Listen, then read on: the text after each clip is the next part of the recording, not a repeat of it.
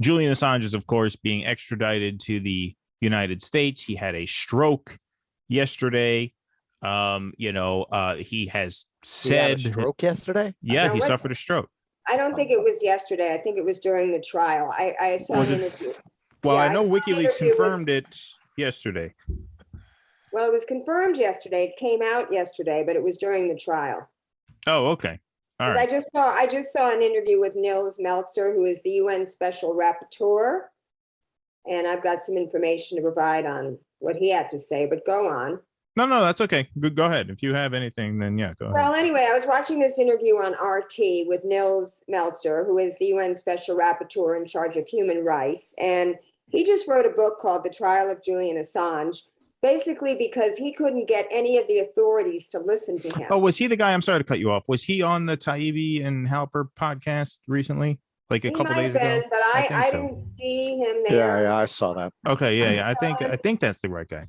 And anyway, sorry. he basically was trying to tell everybody that Assange was being tortured, that he was being denied his rights. And he calls this sham espionage trial. He calls this a political persecution. And he said that he suffered a minor stroke during the trial. And regarding these assurances, in case people don't know, one of the reasons that the British court agreed to extradite him was that the United States made assurances that he would not be tortured, that he would not be kept in this maximum security prison, that he would not be kept in solitary confinement. But what this guy said, I thought this was very interesting, was they're all BS, because the only thing they promised not to do is hold him in this very specific maximum security prison in Florence. But there are other maximum security prisons that are just as bad where they could hold him.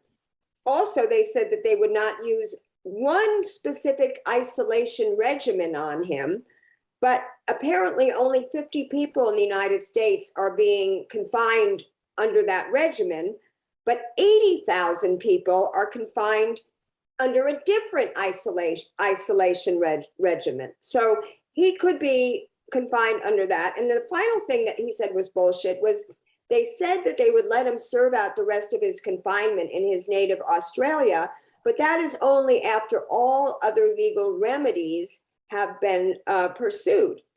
But you're talking about an infinite, practically infinite sentence.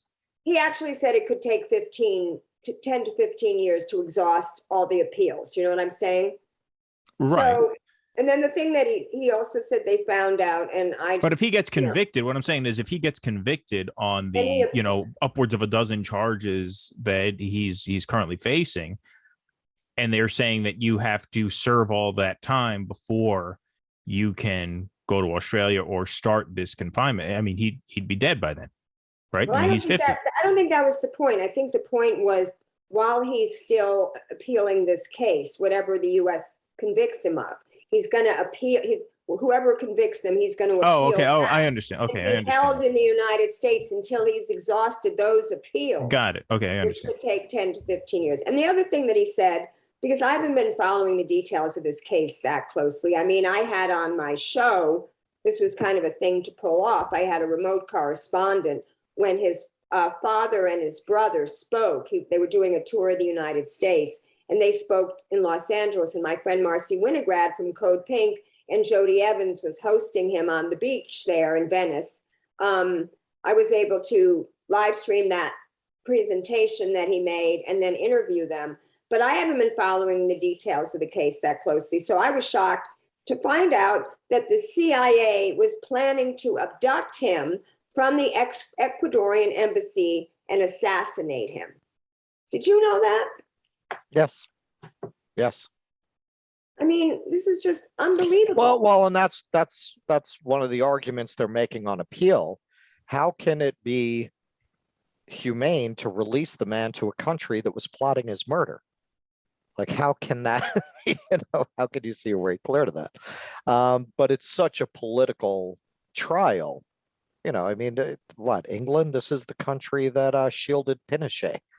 So they're not. This is just, I mean, look, I do regret not having followed this closer and not having covered this. I mean, Russell, we haven't talked about Assange basically at all. You're right. And I do regret not having talked about it now that this is happening, But at the same time, one of the reasons we haven't talked about it is because I almost don't feel like there's much to say. This is just completely depraved. It's sick.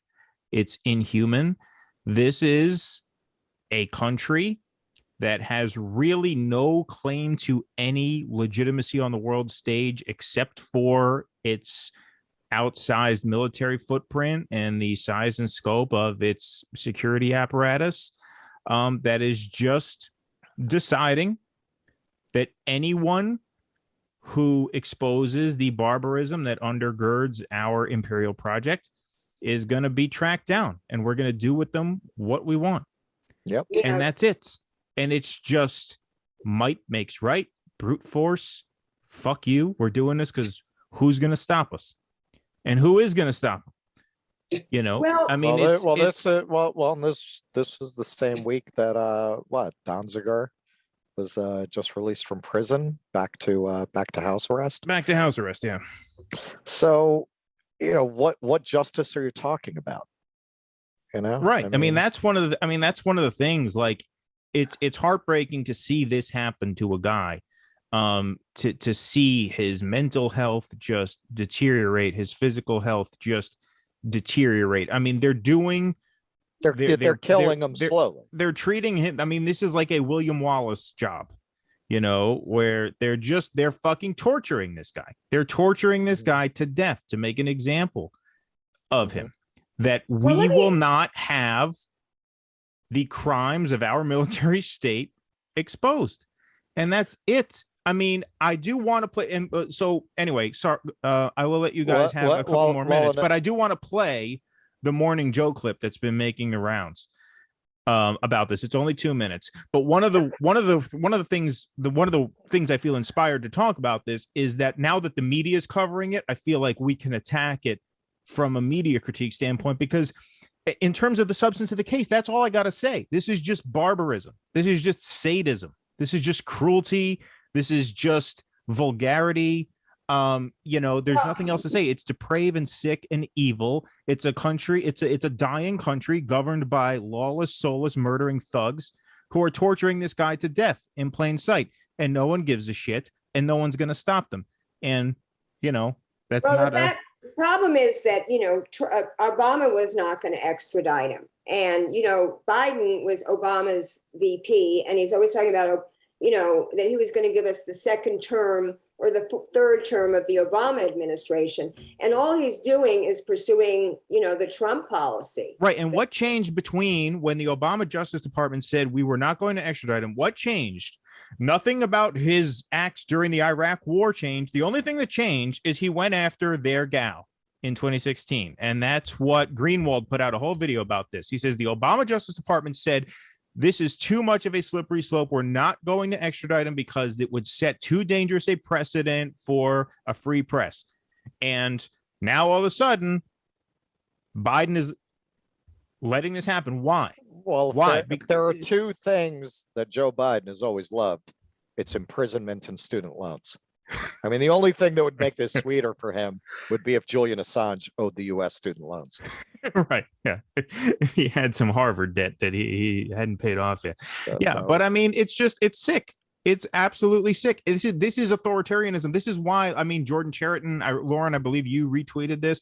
He says, I don't want to hear another word from the Democrats or Joe Biden about this slow death march to authoritarianism that the Republican Party represents. I mean, you're a fucking Nazi. If you're torturing this guy to death in broad daylight for publishing true information, which is, I mean, Assange's grade history class covers this stuff.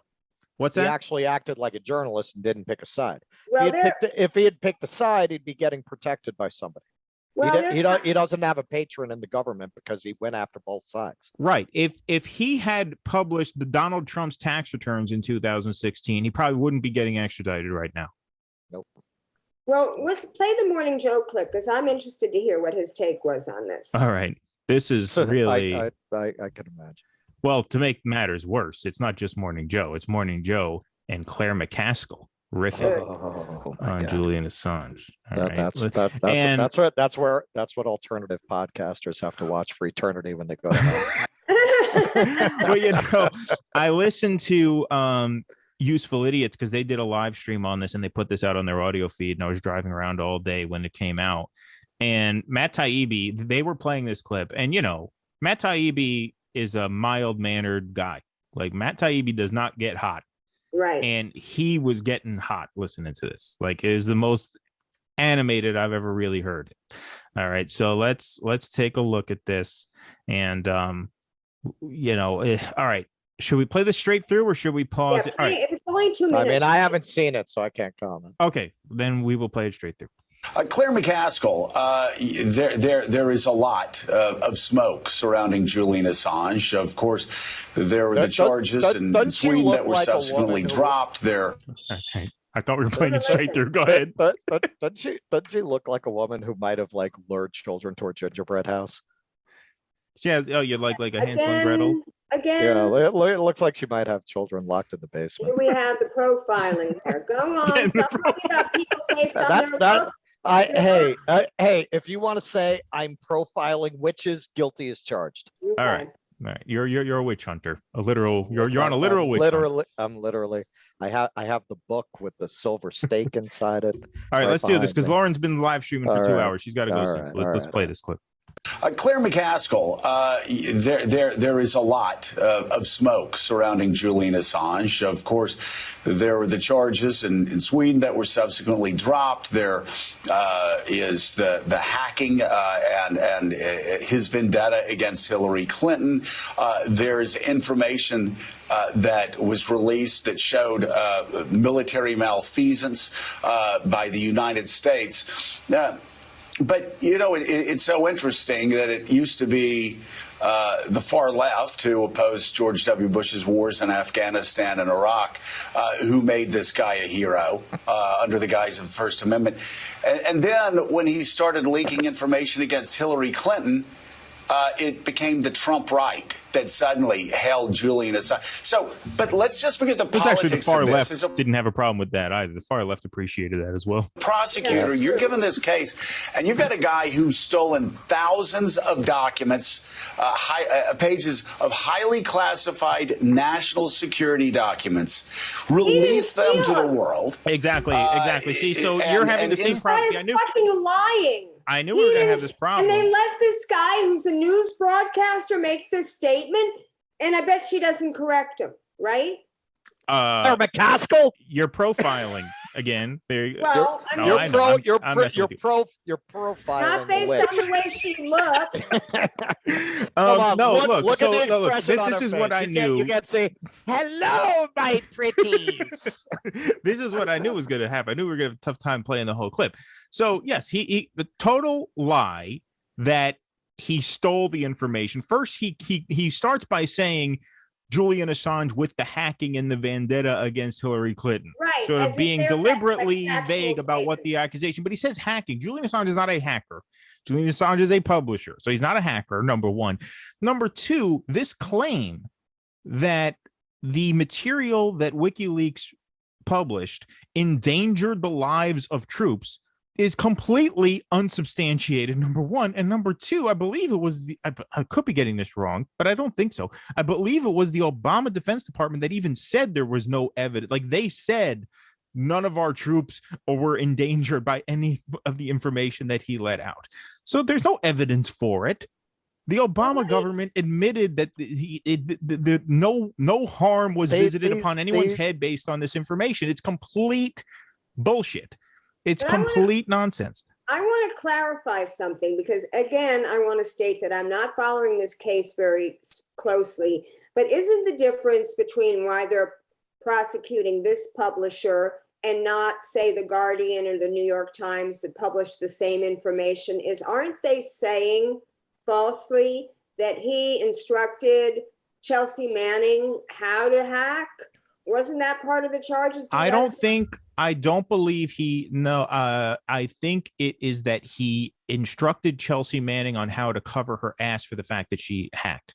which is different because that's basically protecting your sources, which journalists are not only allowed to do, they are supposed to do that. And so what this is really about, Julian Assange, is the case where they want to set a precedent in this brave new world of the internet and electronic information, that if you do this, because look, this is easy to do now, anyone can do an Edward Snowden. I mean, anybody who's in these positions can do these things. They are trying to set a precedent. If you reveal our secrets, these court precedents regarding journalistic right to publish, that's not going to protect you.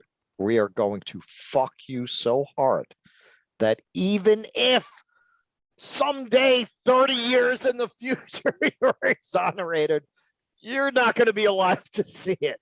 Like, we're going to make your life so miserable if you try to publish something like this, that nobody's going to want to do it. That is the whole purpose of this prosecution. Obama prosecuted more journalists and whistleblowers under the Espionage Act than all presidents combined in 100 years.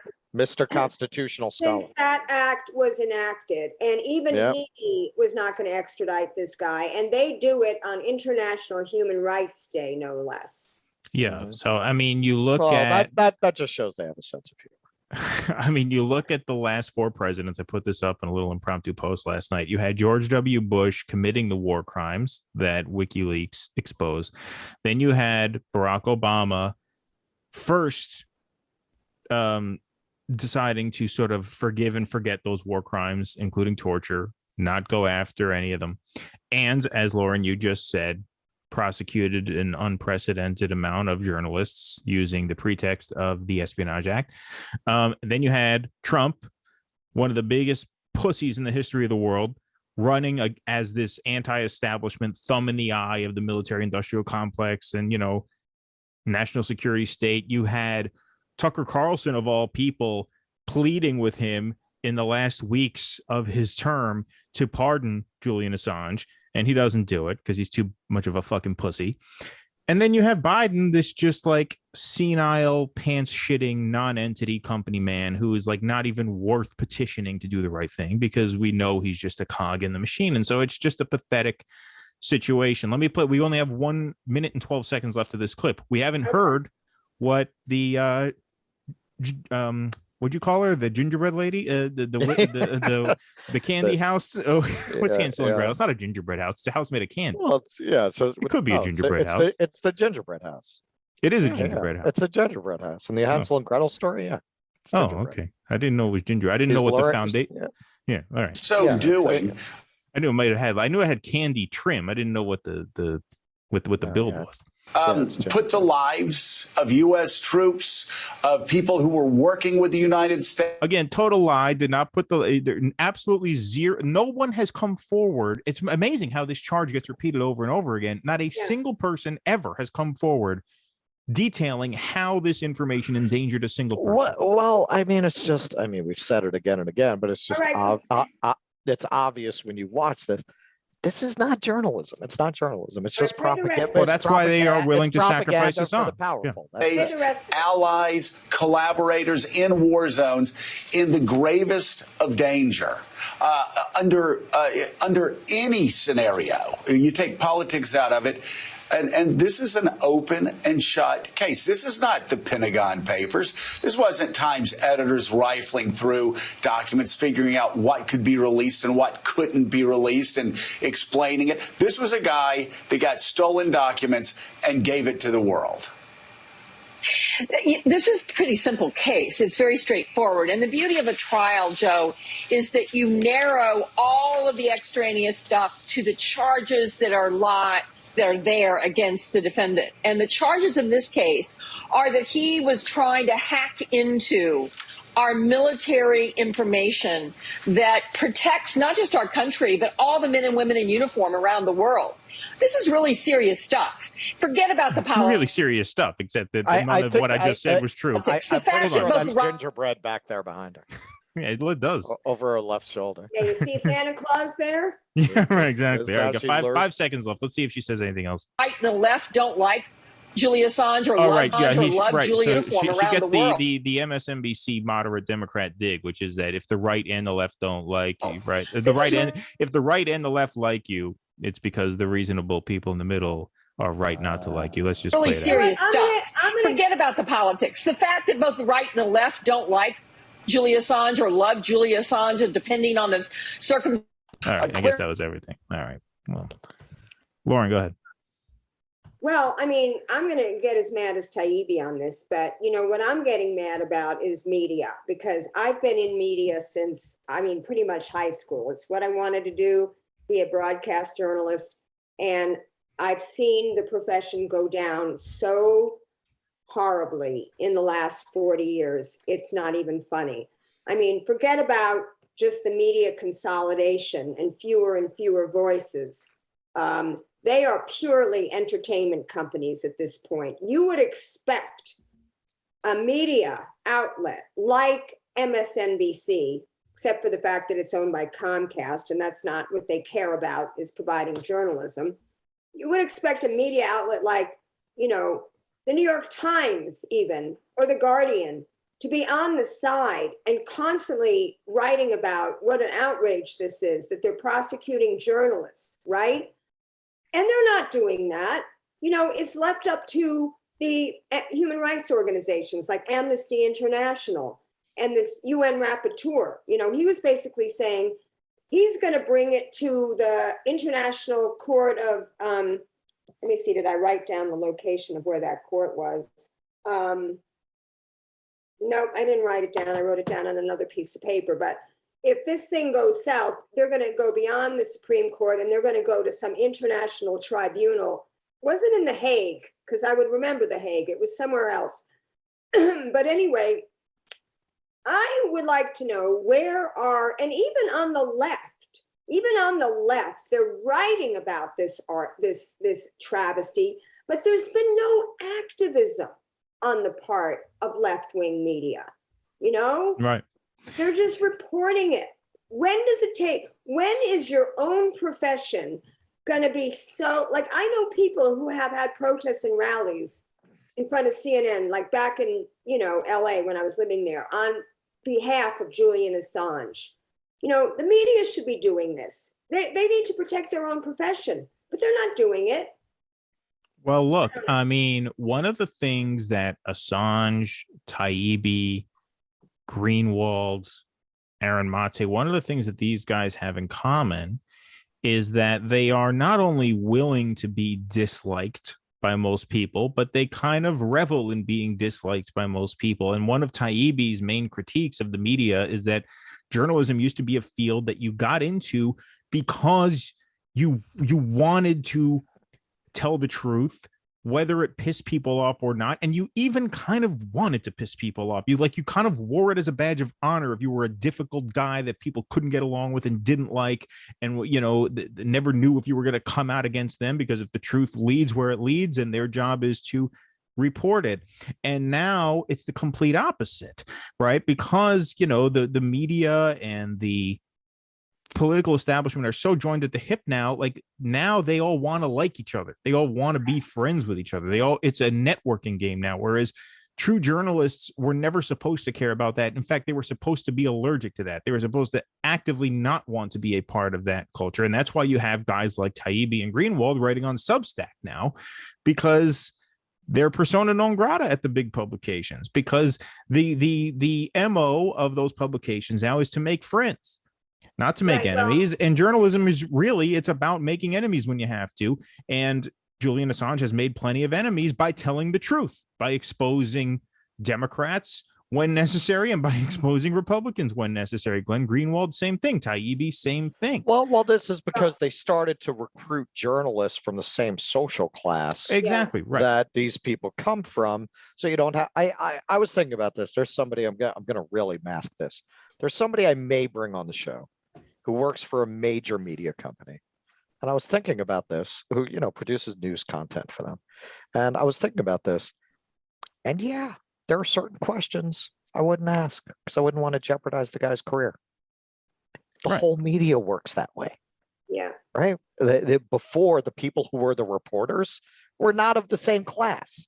They didn't know each other. They didn't have this. It wasn't, oh yeah, my sister is married to your brother. You didn't have that. Oh, we went to the same wedding. So you could have that antagonism. But look, even me, I'm like a lefty broadcaster. I'm not going to fucking destroy my friend's career on Right. the air. I know. It's all running like that.